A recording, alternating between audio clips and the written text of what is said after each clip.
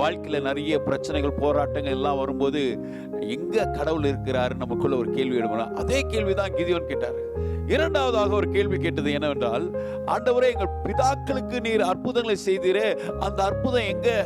எங்க அப்பாவுக்கு நீங்க ஆசீர்வதித்தீங்க, எங்க அம்மாவை ஆசீர்வதித்தீங்க, எங்க சொந்த பந்தங்கள்லாம் ஆசீர்வதித்தீங்க, சர்ச்ல நிறைய பேர் வந்து சாட்சி கொடுக்குறாங்க, அவங்களுக்கெல்லாம் நீங்க அற்புதம் செய்தீங்க, எனக்கு ஏன் செய்யல?